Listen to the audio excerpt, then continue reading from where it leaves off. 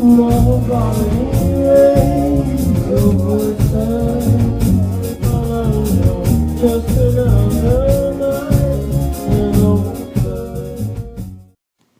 we're off. Welcome to the Saratogian Sports Podcast. This is Chris Maley, and I am joined by co-host David Johnson. How you doing? This is the second week of our podcast, our weekly segment that's going to be taking place every Monday here at the Saratogian.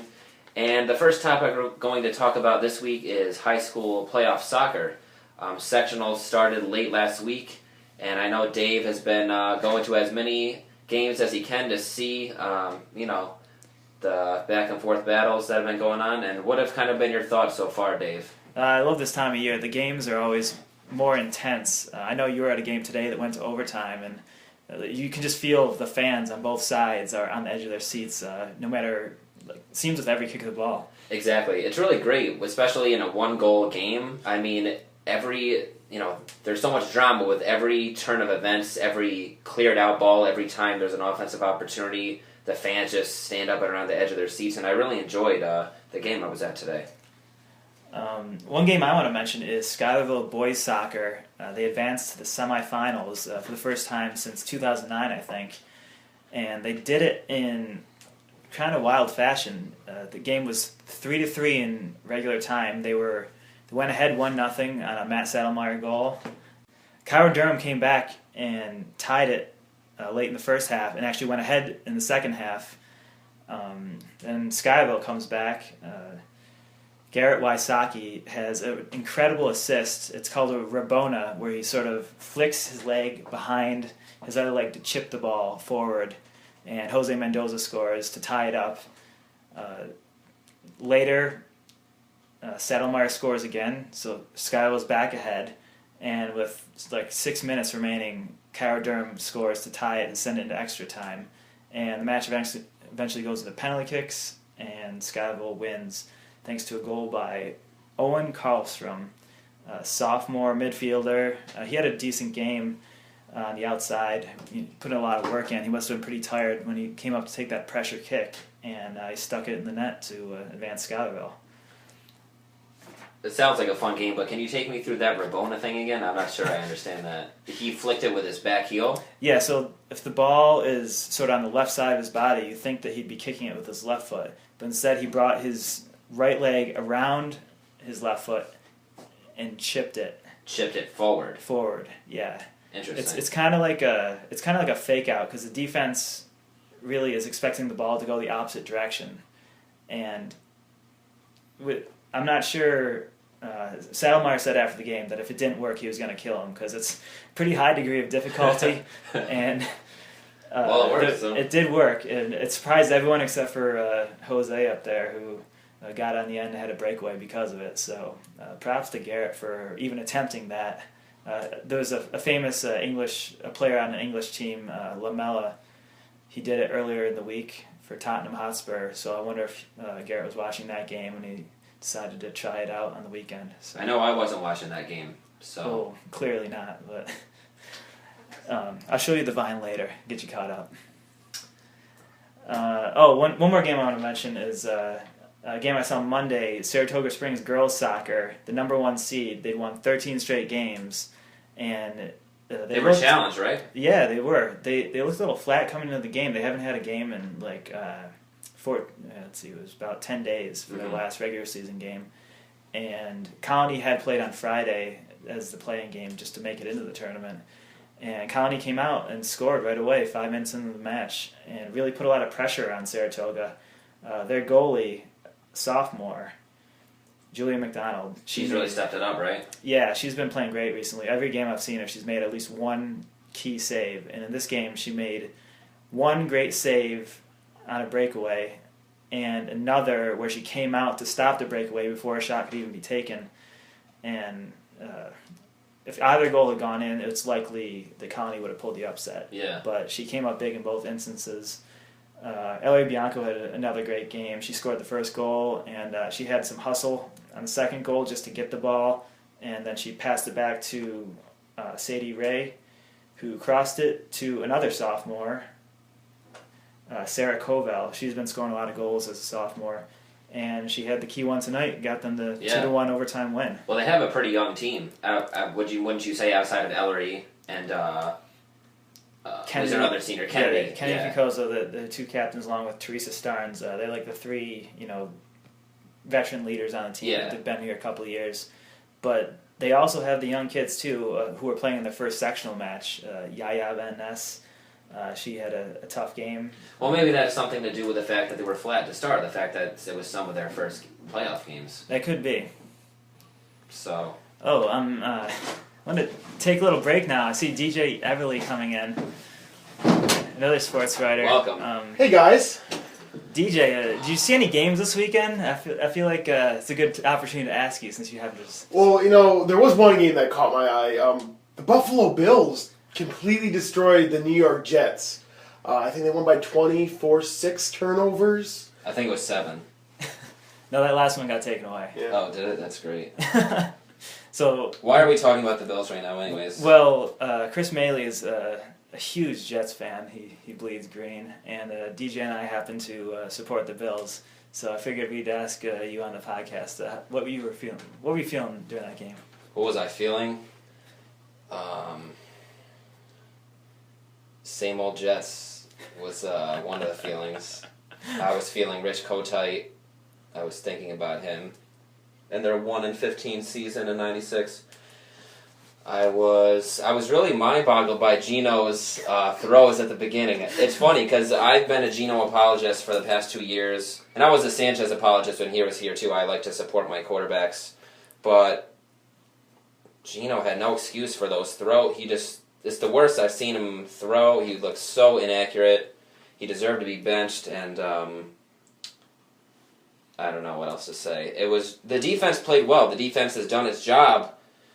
The front seven has done its job all season long, and I really feel bad for the defensive line. I know they have a lot of pride there and a lot of talent, and the offense is just so bad. It's just so depressing. Well, nothing gives us more pleasure than watching you in pain. So. Yeah, luckily I only got to watch the game with one of you. If I had to watch it with DJ, I would have been off the wall yesterday if I had to watch it with DJ. But congratulations, I will accept the defeat. I still think you guys are probably the biggest frauds in NFL history at 5-3, but we'll see. Well, DJ, what did you like from the Bills? I mean, they got I think a couple. your defense played well. Yeah, a couple were given to us, but they did have. I mean, Sammy looks great. Yep. Yeah, he looked good. I thought Warren looked good, actually. I mean, yeah, he completed 10 of 17 for 4 touchdowns. Well, he seemed accurate with the deep ball. Yeah, and, the running game didn't do well, but it wasn't really expected, especially with the loss of C.J. Spiller and Fred Jackson. Boobie Dixon and Bryce Brown, did a decent job filling in. The only problem I thought was they could not convert third downs. They had too many 3-and-outs. Mm-hmm. They should have put up 60, 70 points, in all honesty. I mean, with the first 4 turnovers, they were only able to get 10 points off the board. A lot of times they started at the 50-yard line or in Jets territory. They had great field position all game. They should have scored more, but you can't be upset with 20-point victory, 5-3 going into the bye week. Making Geno Smith look like he was the quarterback for the Bills, considering he had more completions to Bills defensive players than he did to his own teammates. Oh, there it is. There it is. That's well, good. You know what? All the years of Jets suffering will pay off in the form of a Super Bowl one day. You just wait. It might not happen for like 40 years or maybe while I'm not alive, but it'll happen. Might have to witness it from heaven. I'll still be happy about it, though. Well, they'll probably get there for the Bills, but if the Bills keep on... We just root for the 2 worst teams, am I right? I mean, talk about teams that shoot yourselves in the foot, the Jets and the Bills. Oh, my gosh. I mean, the Bills are 5-3, though. Yeah, they're 5-3 until they collapse. But then again, they're only playing the Jets one more time, so... Oh, we're going to that game, too. All right, well, we'll keep you updated if we have any more inter-office rivalry games, but... Yeah, thanks, DJ, for stopping by. Yeah, thanks for stopping by, DJ. It's been a pleasure. All right, back to high school soccer now. And Dave, I just had one last question for you. I was wondering what your predictions are for the boys and girls finals in each of the classes. Champions in each of the classes. Yeah, I mean, I'm not sure if I could predict the champion, but Saratoga Springs has looked amazing on the girls' side.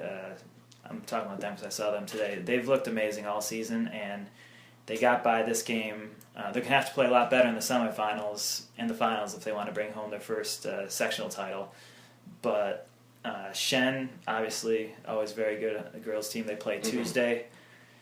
And whoever wins tomorrow between Niski and Gilderland will have a good shot in the semifinals against Saratoga. I've seen both teams play. They're both really tough. They got great strikers. Saratoga's going to have to have that solid defense and goalkeeping that they had on Monday to keep it going. Right. On the boys' side, I feel like it's just going to come down to Shen versus Shaker. The teams have played twice already. Shaker's won both times. Both teams just look a step above the rest of the field. Shen, it looks like they're beating Boston Spa in their quarterfinal game. And Shaker, I don't know the result of that one yet, but it seemed destined for a Shen-Shaker rematch. It's tough to beat a team 3 times, so Shen will have that going forward for them. But really, the first two matches have been so close, it wouldn't surprise me either way if Shaker won or if Shen came back and beat them for the first time. And whoever does win that game, I would expect to do well in the States as well. So, yeah. All right, well, let's switch gears from high school sports to the National Basketball Association, which is coming back on Tuesday, thank God. And I want to talk about my favorite team, the San Antonio Spurs, who had a pretty good season last year. I'm glad you want to talk about the defending champions rather than whatever team LeBron is on, because that's who deserves to be talked about. So, all right, go ahead, Dave. Let's talk about the Spurs. Well, there was nothing more pleasurable last year than just watching them from the point where they got it together in the Mavs series in the first round straight through the rest of the playoffs. I mean, they really just took care of business straight through the Thunder and the Heat. I mean, take care of business. It was more than take care of business. Yeah, I mean, that was a historic display of offensive basketball, wouldn't you say? Yeah, I mean, that's what they're known for, the Spurs. Passing, getting open looks, contributions off the bench. That was, the perfect formula. It was the same formula they used last year that, they're one amazing Ray Allen shot away from winning that title. Exactly. Well, except last year they had even better role players, which helped them, succeed in the formula even more. Yeah, I mean, going forward to this year, I feel like they re-signed all the key guys they needed to. Which were mostly role players off the bench, and they really didn't add anyone except for their draft picks. So it wouldn't surprise me to see the Spurs, going for number 7 or number 6 in the Tim Duncan era. Yeah, no, I completely agree. We'll talk about finals predictions later, but I am going to pick the Spurs to repeat, and I guess I'll talk about it right now because I love talking about the Spurs. I just think the role players are even, Patty Mills, Danny Green. Are going to be better than last year, along with Kawhi Leonard, the Finals MVP. And they went 62-20 in the regular season. I think they're going to get at least 60 wins again this year. To be honest, even in such a tough Western Conference, the formula is in place. The coaching, I mean, it's just clockwork for the Spurs every year. The regular season's a dress rehearsal. Once they get to the playoffs, they just turn it on, and I think they're too talented to not get 16 wins again this year, so I guess we'll see. Popovich has really figured out the regular season how to conserve minutes for the playoffs. I mean, they've mentioned it 800 million times about, no starter average more than 30 minutes of basketball. And that formula just, once they get to the playoffs, the Spurs seemed as fresh as, the freshest team out there, even though they had some of the oldest players out there. Exactly. Well, that's why we've been writing them off for how long? 10 years? That they're too old? 5 years at least. Every year they're too old. Spurs fans never wrote them off. They like to have a chip on their shoulder. But nobody, ESPN never asked what Spurs fans think. So. That's true. Do they even exist beside you? I don't know. You can listen to a podcast on ESPN and not hear about the Spurs at all, even though they had the top record in the league for most of last year. So. And that's why I wanted to talk about them, because the defending champs should be talked about. I appreciate that. Looking out for the Spurs. All right, enough about the defending champs. What are your predictions for this upcoming season in each league?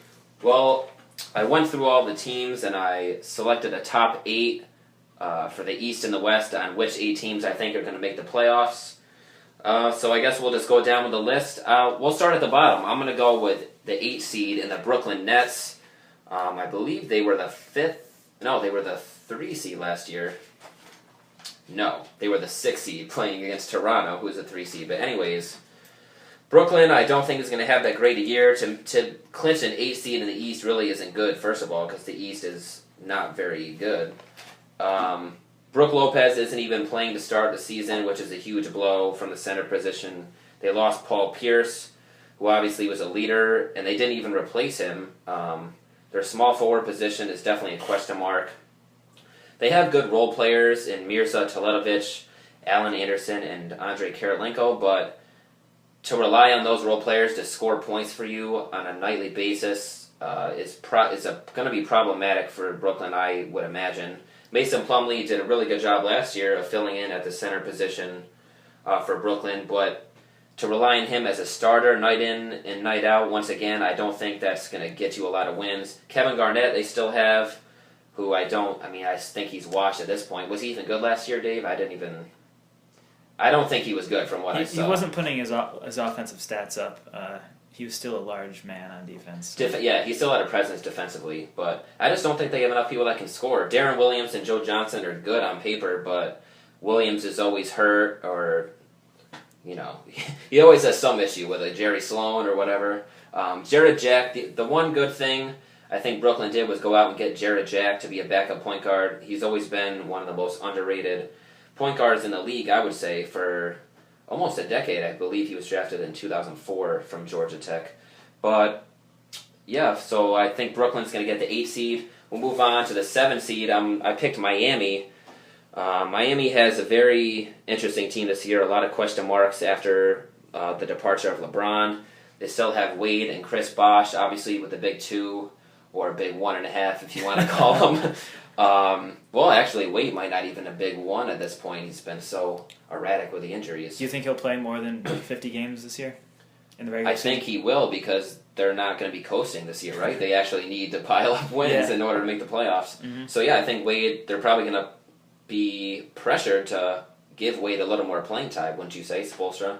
Mm-hmm. But, besides Wade and Bosh, there's not a lot of offensive players that scare you. They signed Luol Deng, who I think is going to be a great defensive stopper.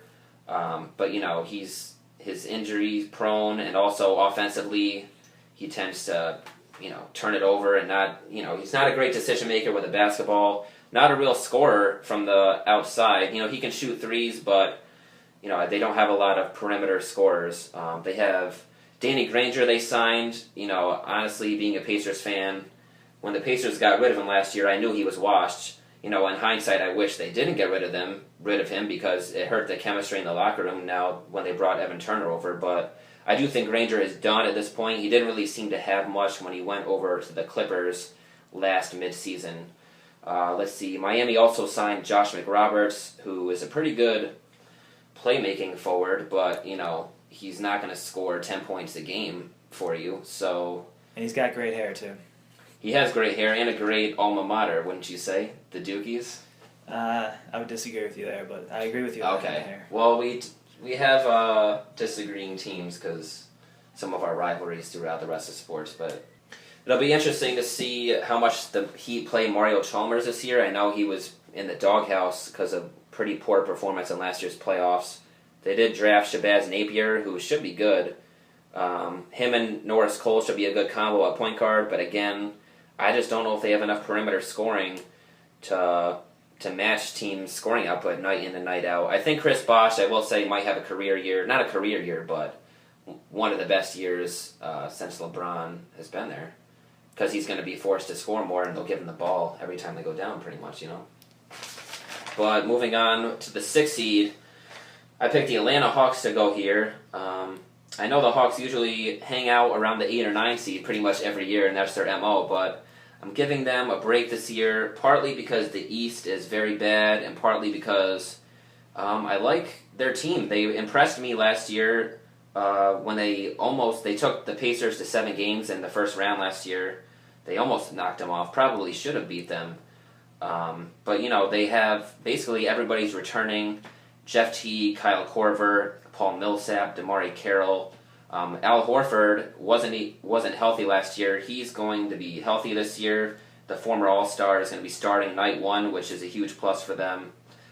They went out and signed Thabo Sefolosha this year, who we all know, he's not going to give you a lot of points, but he's a pretty good wing defender. So I think that was actually exactly what they needed, was somebody who can guard the best opposing player on a night in and night out basis, because I don't think DeMarre Carroll or Lou Williams or anybody was getting it done. So I think Sefolosha was a good signing, although they probably overpaid for him. That's the one team that has a lot of shooting, so they can afford to have a Sefolosha type to just lock down other teams' biggest threats. Exactly. I mean, their identity is to shoot threes. They're like the Duke of the NBA. So, well, that's partly their first-round draft pick, Adrian Payne. Guess what? He's a big man who shoots threes. That's what he does. So he'll fit right in with their system, whether that's, I don't think that's ever going to win a championship. You just sit on the three-point line and shoot threes. But, hey, that's what they do. And I think they can do some damage, maybe have a first-round upset in the playoffs of an Atlanta or a Charlotte or somebody like that. Moving on, this is my sleeper in the East, the Charlotte Bobcats. I think they were already an elite defensive team, and now they bring in some key guys like Lance Stevenson, who was a borderline all-star last year. Great offensive perimeter threat. They also added Gary Neal and Bryant Roberts, who are, you might not have heard of them. They're marginal NBA point guards, but they're productive when they go in and they're offensive threats. They basically return everybody. They have Kemba Walker, Michael Kidd-Gilchrist, Cody Zeller, and they'll be starting Al Jefferson, who was a beast at the end of last year. I'm pretty sure at the last month of the season, Jefferson was putting like 25 and 14 every night, which is ridiculous. If he didn't get injured in that Heat series, it would have been more interesting. The Heat just walked over him, but I think he was really just destroying them inside before he got hurt. Yeah, and that was the Heat's. That's how you beat them, is with great play from your big men. So I agree with that. They still have Gerald Henderson and Michael Kidd-Gilchrist guarding other perimeter offensive players. I just think Charlotte, the chemistry's just going to get better. They seem to have a lot of good defenders, and I think Lance Stevenson brings a whole new dimension to their team offensively as far as spacing the floor for Jefferson, and also he'll provide some playmaking duties as well alongside Kemba Walker. I think that's the real sleeper prediction, is that you said their chemistry is going to get better, even though they added Lance Stevenson. All right, well, that's a fair point. Hey, Lance Stevenson was never known to be bad in the locker room. It's just his on-court antics which really brought the media out. Right? I mean, yeah, that's true. He's always been a goofball on the court, but there's never been anything off the court that says that he's a bad teammate. So I guess we'll see. Although he's probably going to be challenging Michael Jordan a lot one-on-one in practice, because I know that's his idol. It'll be fun to watch either way. Yeah, whatever he does, and he will do something weird. We're pretty sure. Probably, and it'll be all over SportsCenter. All right. I mean, he blew in a year last year. What is he going to do this time? He can blow in a nose. Yeah, I guess Lance things. Hashtag Lance things. We'll put on that. So, moving up to the number 4 seed, I picked the Washington Wizards. And, this is a questionable pick because Bradley Beal, who started to emerge in last year's playoffs as one of the best two guards in the NBA, he's hurt with an ankle injury. I think he'll be out till Thanksgiving, which will definitely make it hard for the Wizards to put up enough wins to maybe get a 4 seed in the East, but I'm still sticking with them. I really like John Wall. Obviously, he was an all-star last year, developed into one of the best point guards in the NBA, and they're still returning Nene and Gortat, who really had a huge impact with Wall on the pick and roll in the playoffs. It was basically impossible to stop. The Bulls couldn't even stop it. The best defensive in the team couldn't even stop a basic pick and roll play. That's how Wall and Gortat made it look so easy. The one question is, when Beal is hurt, the people that are going to step in for him, Otto Porter Jr. is a second-town Georgetown player, and Glenn Rice Jr. They're a bit unproven, so I question whether they're going to be able to, fill in for Beal. Then again, they did add Paul Pierce, who is a decent signing. He's not going to replace Trevor Ariza. I think Ariza was a huge loss, actually. And now that I think about this, I don't know if I want them as my number 4 seed anymore, as I'm saying it out loud. Talk your way out of it. But no, I'm not going to talk my way out of it. I'm going to stick with them because I believe in John Wall. And they're young and athletic, and hey, the East is wide open, so I think they can get a 4 seed and maybe a home court advantage in the first round. They seem like a team that could improve on last year. The sort of breakout year last year, maybe they'll even improve on that. Yeah, I mean, you saw at the end of games, even the games that they lost to the Pacers, they were in till the end. They just made bad decisions with the ball because they were young. Another year in the playoffs, another year of growth, they'll probably improve their decision-making naturally, and maybe they'll take better shots down the stretch rather than jacking threes every time. But, that happens as a young NBA team. Moving up to number 3, I picked the Toronto Raptors. Toronto was a 3 seed last year. I just feel like there's 3 teams to beat in the East, which is Toronto, Chicago, and Cleveland. After that, there's a slight drop-off, I would say, or actually a major drop-off. I think Toronto was locked in pretty much to be a top 3 seed in the East, barring injury. They returned DeMar DeRozan and Terrence Ross on the wing, 2 really young athletic players who stepped it up last year, and they're just going to get better. Their point guard combination of Kyle Lowry and Grievous Vasquez is one of the best in the NBA, bar none, assuming Kyle Lowry stays healthy, which he did last year for most of the season. He just got paid, too. He did get paid. So he might do worse now if we're going by professional athlete standards about getting paid. But anyways, Toronto has a lot of solid role players, Amir Johnson, Tyler Hansborough, Patrick Patterson, and they don't have a lot of individual stars, but they seem to play well as a team. I think if you were to watch their NBA games last season, it's just one of those teams where you can just tell that they mesh as a unit and they just play well and they know where each other is going to be and they play good team basketball, and I think that's going to lead them to the 3 seed in the East. 2 seed, I'm going with Chicago. By default, I don't know I wasn't going to say the Knicks or the Pistons there, did you think? I could have said Cleveland, but I'm picking Cleveland as 1. But anyways... Spoiler alert. Chicago, obviously the biggest question I think everybody knows is, can Derrick Rose stay healthy? He looked pretty rusty in Olympic basketball as well as the preseason. His shot doesn't seem to be there. The decision-making really doesn't seem to be there either. He's just being erratic with the ball, which is really surprising to see from Derrick Rose. But again, they signed Pau Gasol in the offseason, who obviously gives them one of the best front lines on paper in the NBA, I would say, with Taj Gibson, Pau Gasol, and Joakim Noah. And I think that could be an advantage come playoff time if they face the Cavs in the Eastern Conference Finals with their size. One other underrated signing Chicago made was Aaron Brooks, the backup point guard who was backed up in Houston last year. I think he's a really good player, and outside of Heinrich and Rose, who provide more depth than Marcus Teague did last year, let's put it that way, because Marcus Teague is awful.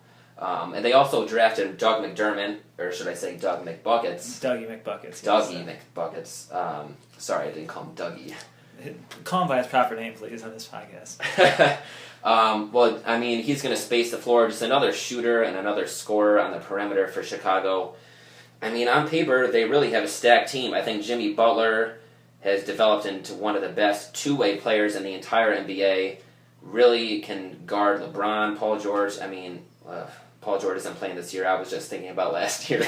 I think Chicago is in a really good position to be a top 2 seed in the East this year. Obviously, really well coached. Just a great organization from top to bottom.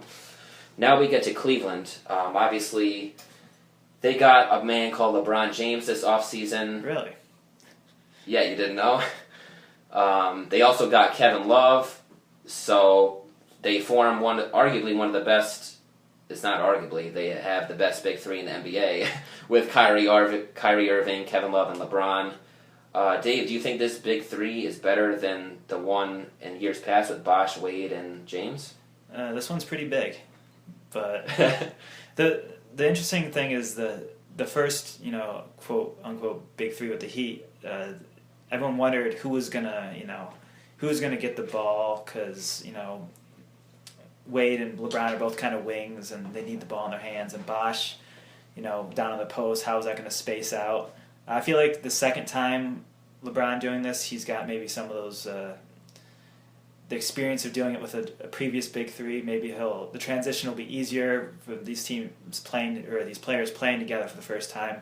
Yeah. Maybe they won't have that, first couple months that the Heat had of really struggling with chemistry issues. Right. Well, actually, LeBron even admitted last week, he goes, we're going to have chemistry issues, and that's why the Bulls are the best team right now. And I think that was an interesting quote because he's even just readily going out there and saying, hey, we had issues to start on the Heat. If you think about it, they didn't win the title their first year. It took them 2 years to develop that chemistry. I think, the only way the Cleveland doesn't get the best record in the East is if the chemistry issues plague them in the beginning and they kind of get off to a slow start and then aren't able to rack up enough wins. Do you think the Cleveland Big Three, as what type of players they are, will mesh together better than Wade? Bosh? Oh, absolutely. That's 200% yes. First of all, Kyrie Irving is a way better shooter than Dwayne Wade, so that helps space the floor right there. Second of all, Kevin Love is a way better shooter than Chris Bosh, so that helps us space the floor even better right there. Kyrie Irving isn't as good a defender as Wade. Love is probably, I would say, maybe less of a defender than Bosh. I think Bosh has always been an underrated defender. I think there's going to be so many combinations if you think about it. The pick and roll, pick and pop. Imagine the pick and pop with LeBron and Love. You have to play LeBron for the drive. What about Love and LeBron pick and pop? Either one, right? They're both basically the same size. Yeah. It's like you have to guard LeBron for the drive. All right, let's pretend it's a three-man game. There's only 3 people on the court. You put Kyrie and Love on either side of LeBron, that just causes matchup problems right there. You have to stay home every time basically on Kyrie if you can't leave him open. And we haven't even talked about the role players yet. They made some great signings this offseason. James Jones, Sean Marion, Mike Miller. Miller and Jones are LeBron guys who always basically travel wherever LeBron goes because they want to win. So living the dream, basically. Best buds. But, the role players are pretty good, too. Dion Waiters, obviously. I didn't want to be the one to bring him up, but since you talked about him. Yeah, Dion Waiters, I think, is a really underrated player. His defense is a question mark, as well as his selfishness, should we say. I think we could see a lot of funny Dion moments this year where he doesn't pass to LeBron and LeBron gets mad. I'm just throwing that out there. Wouldn't you say? I would expect it, but I would also expect him to make a lot of ridiculous shots that he probably shouldn't take anyways, but he makes them anyways. Yeah. No, he's a good shooter, too. He's a good corner three-point shooter, which usually helps when you're playing LeBron offense. You just stand in the corner and shoot threes, essentially. And not to mention, they still have Verajao, Tyler Zeller, Tristan Thompson. Their big man rotation is pretty deep. Whether Verajao can stay healthy is a question. I think they match up well with Chicago. And, all right, hypothetically, let's say Cleveland and Chicago get to the Eastern Conference Finals, right? So matchup-wise, what do you think?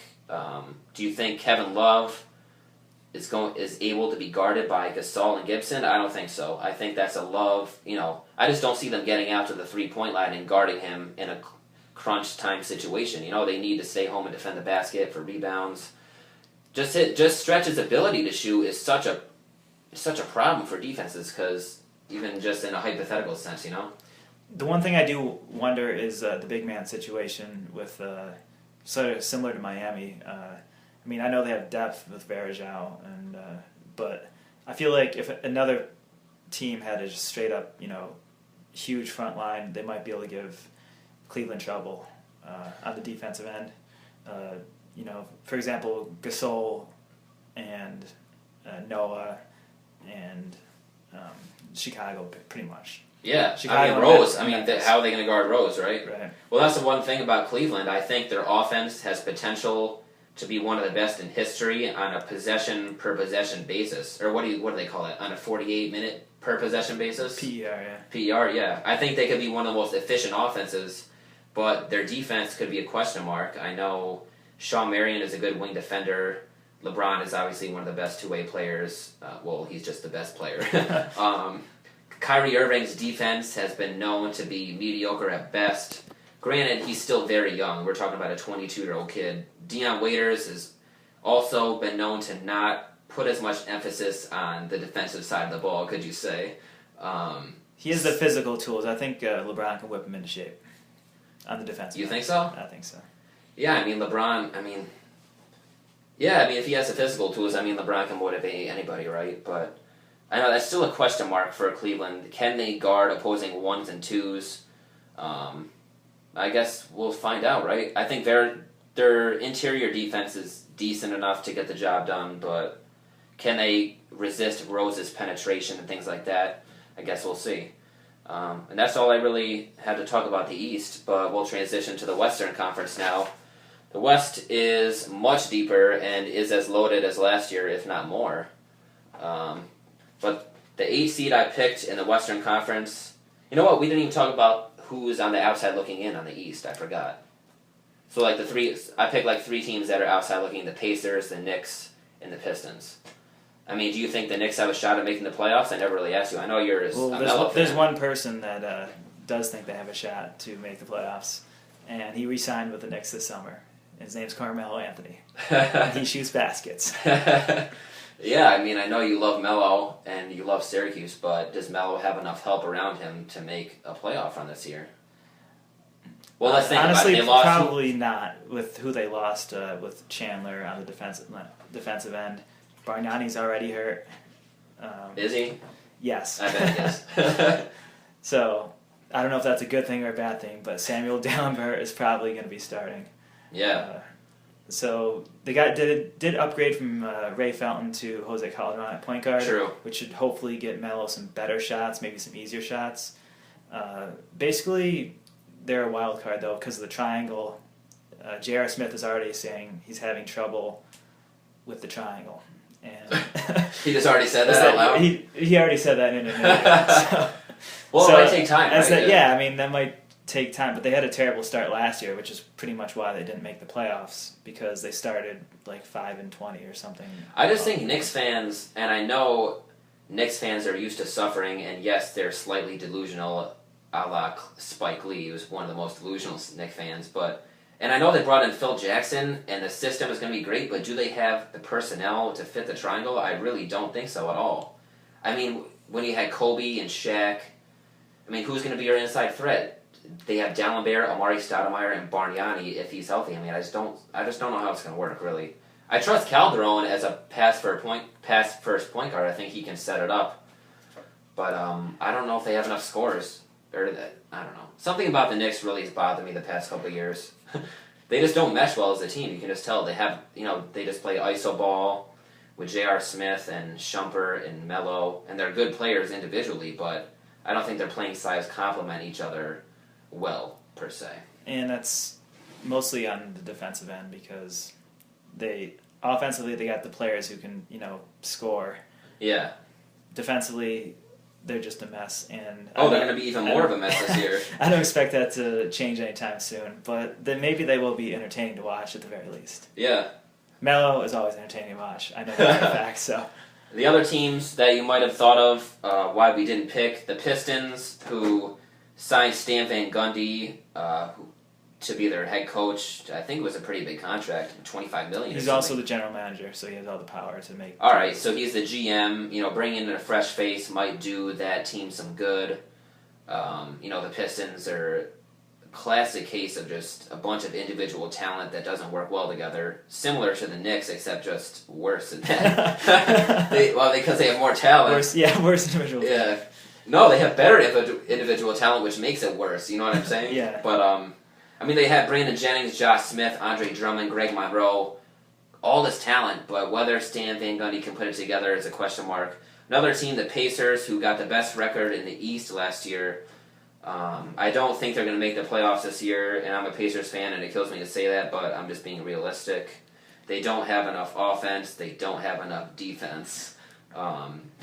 It's really that simple. They lost Paul George. Those are two important things. Yeah, Do you want to wish, on the record, Paul George a speedy recovery? I know he's watching his YouTube videos have probably been a big part of your life past month or two. Yeah, I'm running out of Paul George YouTube highlights to watch. It's going to be... Well, if someone has some more that you put them online, Chris would like to watch them. I've been watching his workout Instagram photos that he's been taking, and it gets me pumped up for the 2015 season. No, I'm being sarcastic. Wait, what was the question? Oh, all right. I'll wish him a speedy recovery. Paul, I wish you a speedy recovery. The NBA can't wait to have you back. I know I can't wait to have you back, and the Pacers need you, buddy, and get well soon. That was from the heart. That was from the heart. I only speak from the heart, Dave. Okay.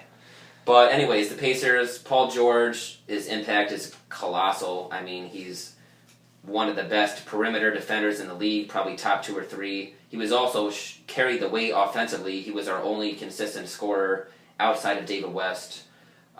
So we lose him. I don't know who's going to score. We lost Lance Stevenson, who was our second best player and second leading scorer, who also was a good perimeter defender. All right, so we don't have him anymore. So I don't know who's going to score on the perimeter. We have Rodney Stuckey, who I'm just going to end up calling Rodney Chucky because he just chucks it whenever he wants, and it's just going to make me so angry. That's too easy. Yeah, it is easy, but it perfectly applies. All right, Rodney Stuckey. We have C.J. Miles, who was a good signing, but he's a glorified role player. He's not going to score 20 points a game in any capacity for your team. And those two players are very shaky defensively, so we're losing the Stevenson-George offensive presence and defensive presence. Not to mention they have injuries to start the season. George Hill is out 3 weeks. David West is out like 5 games. Backup point guard C.J. Watson is out 2 weeks. So tomorrow they're going to be starting Chris Copeland and Luis Scola and Donald Sloan, I believe, which is just... none of that screams playoffs by any stretch of the imagination. I mean, those players are backups at best, you know? So it's really sad to see, as a Pacers fan, what this team has come to. I still think their core can be decent with Paul George coming back next year, assuming they draft well. But Hibbert is just completely up in the air. He's going to be, I think after this year, he'll be 29. And he was so bad at the end of last year, I just don't trust he's going to do anything this year productive-wise offensively. I think defensively he'll get back to his ways, but offensively we can't rely on him on a night-to-night basis, so... I know you can't say this, but if they just sort of went in the tank this season waiting for Paul George to come back, you know, just to improve their draft pick, would you support that, or would it just... No. So, I would never support tanking, honestly, because, I mean, that's how you keep your fans and put them in the seats. I mean, so the Bulls losing Rose the same way, trying to stay productive, trying to make the playoffs, even though you lost your star. As a fan, I can't root for my teams to lose. I mean, even the Jets are 1-7, and I'm not going to root for them to lose every week. I have to root for them to win because I like seeing the players happy. I like seeing the fans happy, and I enjoy being happy. So, so I want the Jets to win. So fair enough. But all right, well, we'll go on to the Western Conference, and I know we're spending a lot of time on this, but we love the NBA, so we're going to talk about the West. For everyone still listening, this is going to be great. So listen up. The Phoenix Suns, I picked to be the 8th seed in the West. They signed Isaiah Thomas, who's one of the most underrated point guards in the league. He did very well since Sacramento drafted him, I think 3 years ago. He's just one of those players who is just a microwave. He'll just go in, he'll be in the game for 7 minutes, he'll have 15 points on the board. That's just a typical thing. So they have the three-headed monster at point guard now, or combo guard, should we say, with Goran Dragic, Bledsoe, and Isaiah Thomas. And I think their coach, I forget his name, but he said they're going to be using a lot of those three-guard systems where Bledsoe is going to be playing the three, which I don't know how they're going to defend anybody, but offensively that is very scary. Very scary scenario for opposing defenses to try to guard because they're just going to spread you out and have incredible spacing and penetration with those guards and playmaking ability. It's Jeff Hornacek. Jeff Hornacek. Former Utah shooter, yeah. He was good. So no surprise that he's got 3 shooters playing for him and he wants them all at the same time. Yeah, he's all about offense, right? Yeah. But, yeah, I mean, they have a lot of solid role players coming back. The Markieff Morris, Miles Plumlee, Gerald Green, P.J. Tucker. I do think P.J. Tucker might be suspended to start the season because of that DWI, however. But he's good when he's on the court, he's good. But yeah, I don't see how they're going to get worse from last season considering all their players are young. I think they're just going to get better, and another year in the system will do them well. The number 7 seed, this might surprise you, the Oklahoma City Thunder. Whoa. Yup, and I think the reason might not surprise you is that Kevin Durant is out, right? I mean, he's out. Yep, he's out. No, he is out, but I'm saying how long is he going to be out? Is it 6 to 8 weeks? Is that what you heard, Dave? Yeah, I heard 2 months, something like that. 2 months? Yeah. All right, so that's around 8 weeks then. Well, the thing is about the West is that it's so stacked that if you have an injury to a major star and you're not able to pile up consistent wins, it's like, can you recover and get a high seed in the West? I don't know if they can. With Durant sitting out 2 months in a row, how many games are they realistically going to win? I just don't think they have enough offensive firepower besides Russell Westbrook. They're going to be starting Andre Roberson at the 2 guard on opening night, and if you're wondering who that is, you're not in the wrong because nobody knows who that is. I think he played at Colorado or Colorado State or something 2 years ago. I don't know. But, I mean, to have him, they have Jeremy Lamb and Reggie Jackson, who I think are good young players, and they'll get better. But they're not going to score 50. They're not going to score 20 points a game or replace anything like Durant gave you. He's the best scorer in the world. They have Anthony Morrow coming off the bench, who is pretty good, as like a 10th man. But, I mean, he's not going to score a lot for you. I think Steven Adams is he came into his own last year, especially in the playoffs. He was pretty effective around the rim. Offensively and defensively, he was a good protector. And they still have the veterans, Nick Collison and Kendrick Perkins.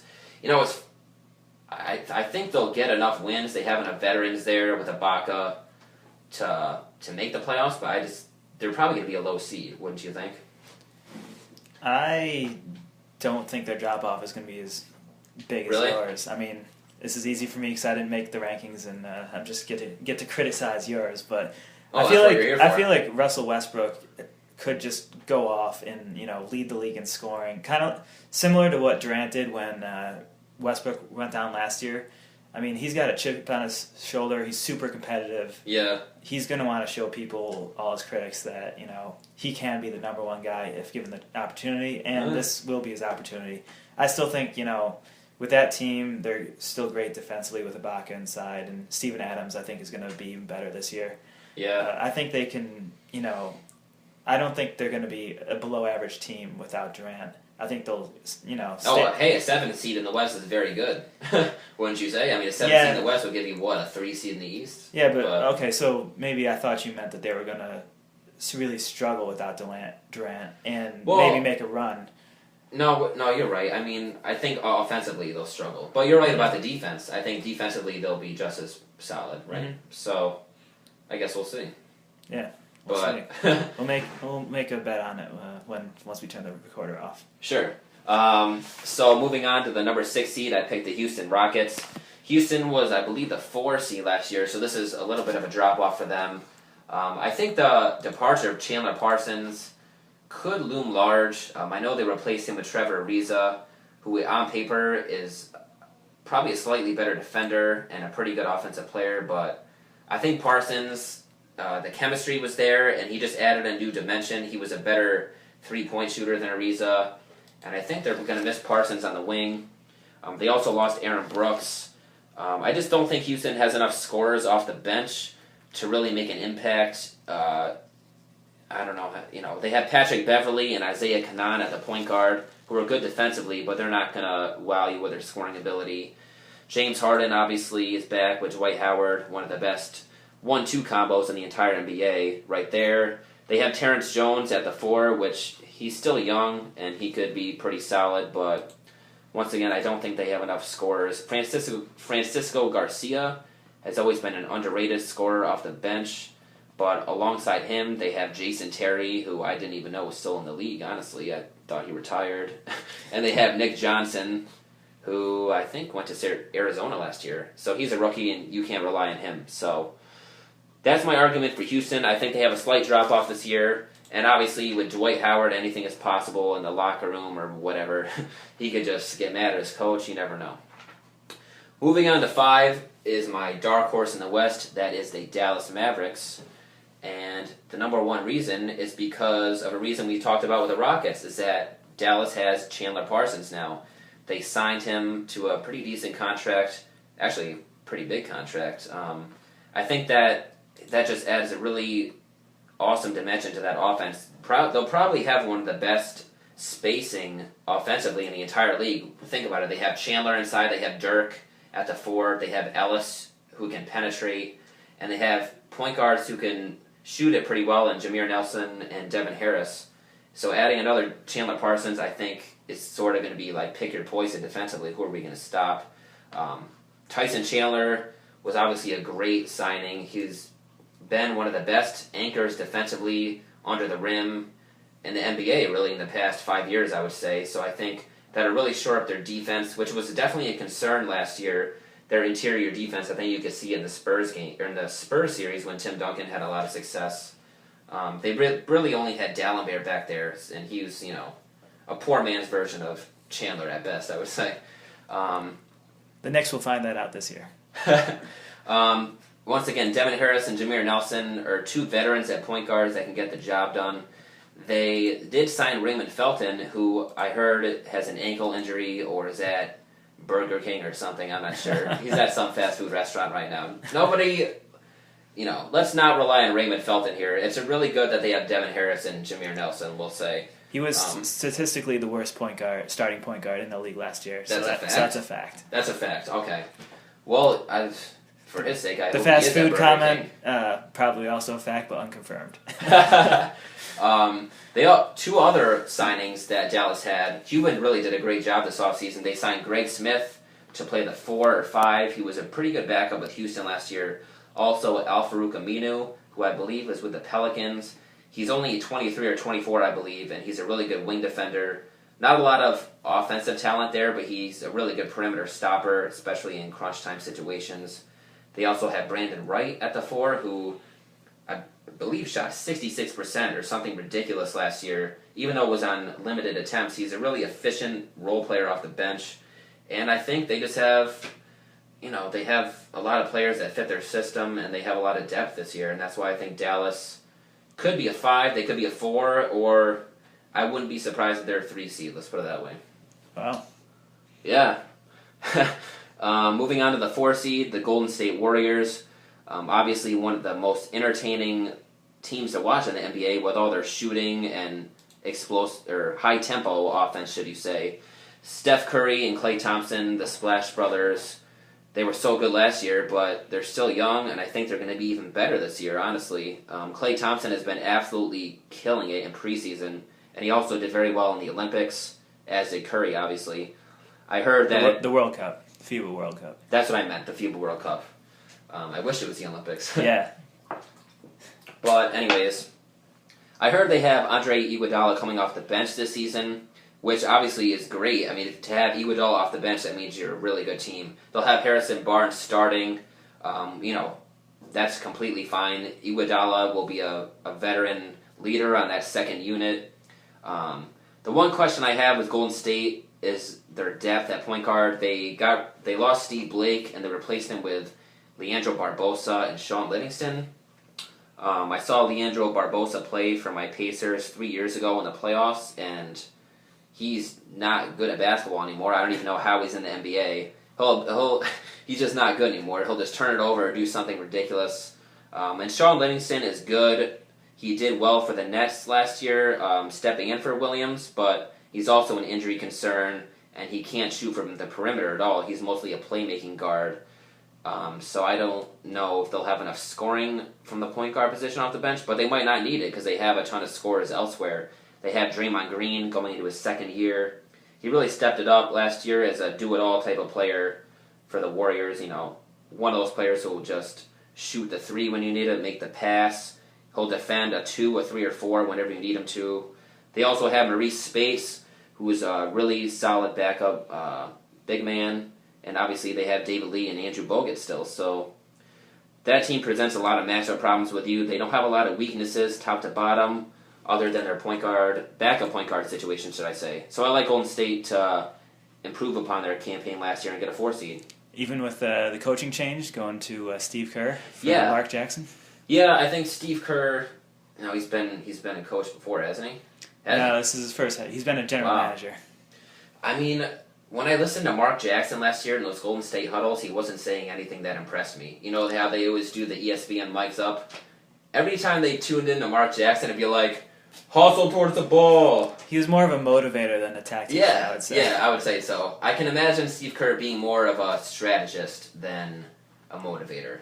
So, yeah, I think Steve Kerr can get the job done. I mean, if we're going by style of play, Steve Kerr loved to go up and down and shoot threes. That's what he did. And who loves to go up and down and shoot threes more than the Warriors? That's what they do. So maybe that'll rub off on Curry. I don't know. But I think they'll have success. Going to the number 3 seed, I picked the Portland Trailblazers.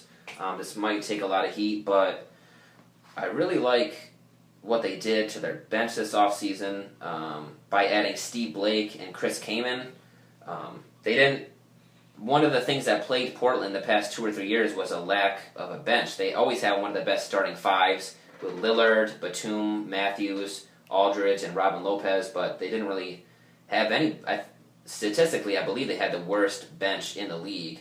Now you add Kaman, Steve Blake. You have C.J. McCollum entering his second year. He really stepped it up from the 2 guard position for the Trailblazers last year.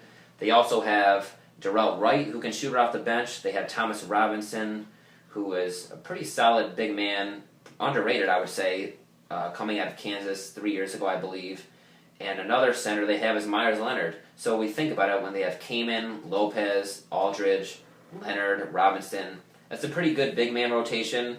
And I think, going against these stacked Western Conference teams, you need to have good interior defense, especially when you're going against a Blake Griffin, a Tim Duncan, a David Lee every night out. And I don't know if they had the defense to handle those big post players every night, should I say. But I think they're going to do well this year. And I know they have one of the best home court advantages in the league. And if they get home court this playoffs, watch out. Well, they had it in the first round last year, and they got by the Rockets, right? So it did help them for one round, but they didn't have the bench last year to get beyond the second round. That stadium was wild for the playoffs. Yeah, because you saw them when they played the Spurs in the second round, right? Mm-hmm.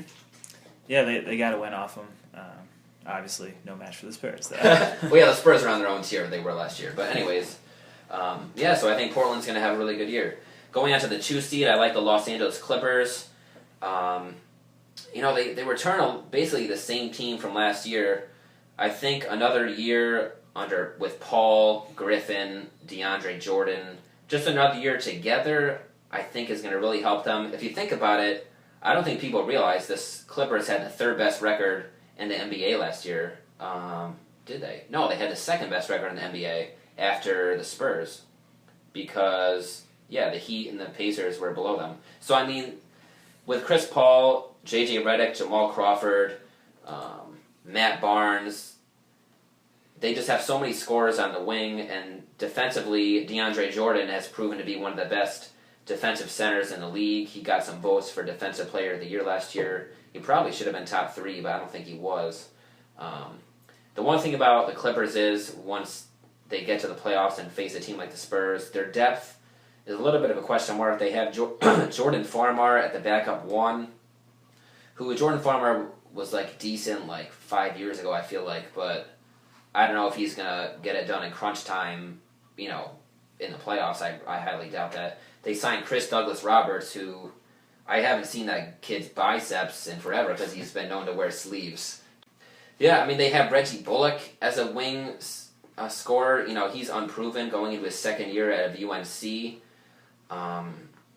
Top to bottom, their starting 5 is really good, and they have some good scorers off the bench, but I don't know if their depth is enough to necessarily come out of the West. But I still like them to win a ton of games. And number 1, we're going with the Spurs. Yes. Yeah, we already talked about this, but, they're just top to bottom. There's so many combinations and matchups the Spurs can throw at you, from Diaw as a stretch 4, to Bellinelli as a shooting 3, to Matt Bonner as a stretch 4. They can go big with Splitter and Duncan. They can go small with Patty at the 1 and Parker at the 2 if they want, really. I'm pretty sure they did that in some cases last year. They can just do anything. They have so much depth, they can do anything they want. And they added a jack-of-all-trades player in the draft this year in Kyle Anderson, who was a USC small forward, or UCLA, excuse me.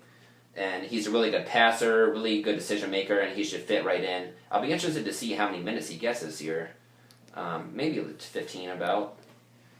I mean, depending on injuries, more or less, or players sitting down, he could be playing 30 minutes some games if they sit the big three. Popovich is not one to care about throwing his bench players in to play, because No. he's all about resting his starters. Yeah. So, but yeah, I think the Spurs are going to be the best team in the West again, and we already talked about them earlier. So we'll just get on to the finals. I have the Spurs versus the Cavs, and I know they're the favorites, but the NBA is pretty top heavy. It has been. And I think the Spurs and the Cavs are head and shoulders above everybody else. You think about matchup-wise, I don't know how the Cavs would plan to defend the Spurs in the NBA Finals. I don't know if they could, really.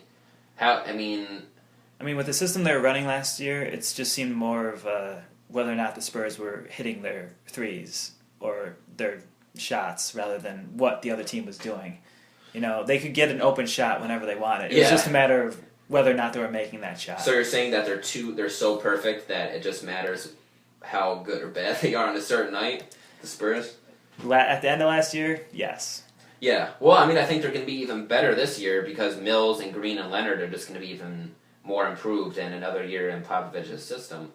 The one problem, I know the Cavs are going to be outstanding, don't get me wrong, but the one problem is in the finals, in order to beat the Spurs, you have to somewhat contain their offense. And I know they seemed near flawless last year, but if they're scoring 110, 115 points every game on you, the way to beat them is not by scoring 125 or 130, I promise, because they're just going to beat you at that game.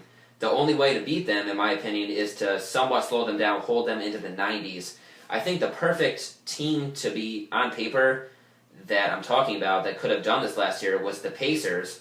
Before they collapsed, I thought they had the defensive personnel, Hibbert inside, they had the perimeter defenders, and Stevenson and George Hill is a really good defender as well at the one.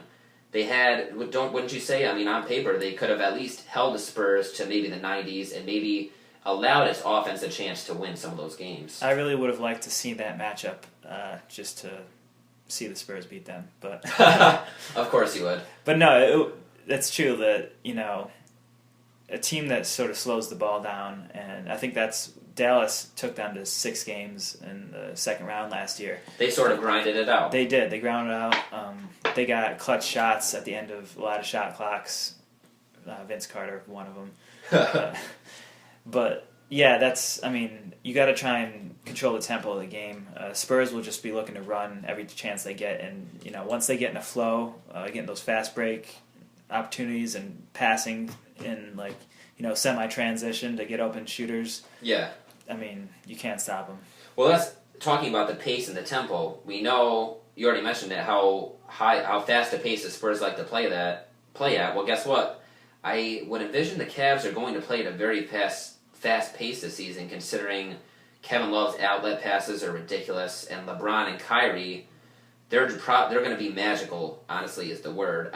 In transition, they're just going to be ridiculous with the alley-oops, and even Dion's going to be good in transition. So can they grind it out and use that style to beat San Antonio? I don't think so, which is why I'm going with the Spurs. That being said, the Cavs present a lot of matchup problems for the Spurs defense as well. And if LeBron just decides to go all LeBron mode, anything is possible because he's the best player in the game today. So even with Kawhi guarding him, he just scored at will in the finals last year. Yeah, so. And Kawhi won MVP and did, I would say, a good job. A good job defending LeBron, but about as good as you can do on LeBron. Yeah, so let's see. I just think the Spurs are too. Do you think the Spurs mentally will they be as hungry for coming off championship? Because in the Tim Duncan era, they never won back-to-back titles. Does that concern you at all as a Spurs fan? I just think it's so difficult to win an NBA title, or even to get back to the finals 2 years in a row. You have to be a truly great team to do it. The Heat did it. The Spurs. This is the first time doing it, getting back to the finals after failing 2 years ago. So everything has to go right. Your team has to stay relatively healthy. You have to be healthy at the right time of the year. I think it's not a question of motivation because that team, was so competitive last year. They wanted to beat the Heat so bad, and I don't see if there was another title in front of their face, I don't see a competitive will to win as being an issue. Yeah. Even if LeBron's on because they've been there too many times. Yeah, if the LeBron is on the other side, they're going to want to beat LeBron again. So, yeah. Which they've done. And I hope they do it. No offense, LeBron. I know you're great, but I'd root against you. But, all right, well, that's all we really had to say for the NBA preseason predictions. So we're looking forward to tomorrow's opening night tip. I think Houston is playing Dallas, if I'm not mistaken, and the Knicks are playing... No, the Knicks aren't playing. The Lakers are playing Houston at night, and Dallas is playing somebody on the early game. That would be the Spurs. Okay, Dallas is playing the Spurs. Somebody, not just any somebody. We're talking about the Spurs. Of course, because we haven't mentioned them enough, but we actually did mention them too much. Well, what else can we talk about? How's your fantasy football situation heading into tonight? Which is probably already halftime as the Cowboys. Yeah, my fantasy situation is not good in any of my leagues, so I'd rather not talk about that. You'd rather not talk? All right. Well, in one of my leagues, I'll talk about my situation. I won to improve to 4-4, and I still have the Cowboys D and Dan Bailey going tonight, so that'll be added points. Another league is pretty dicey. I'm probably going to lose and drop to 5-3, but there's a chance I win if Dez goes off for about 20-ish points. I'm down 11, and I have Dez Bryant and the Cowboys defense, and my opponent has Deshaun Jackson and Alfred Morris. Once again, the odds don't look like in my favor, whatever the 100 games, whatever you want to say. I'm probably going to lose, but fingers crossed for Dez Bryant, because anything can happen when that guy's on the field. All right, well, I think that's the league I'm in with you, so I'll be rooting against Dez. I mean, you root against me basically in every capacity you can anyways. So as a principal, out of principle. I'm not really worried about who you root for, Dave. Okay. But, all right, well, that's all we really had for this Week 2 segment of the Saratogian Sports Podcast. It's still unnamed. Maybe we should start coming up with a name soon. Well, we've tried, but we haven't succeeded yet, so... We'll figure it out. I hope so. But join us next Monday. We'll probably have some playoff football and playoff soccer to talk about, I'm sure. So that'll be pretty excited, and we're looking forward to that. And follow us on Twitter. I'm at DavidMichael10. And Chris is at? CMALE 730. And you can always follow all of our stories on Saratoga Sports, at Saratoga Sports. We'll see you next week. Bye.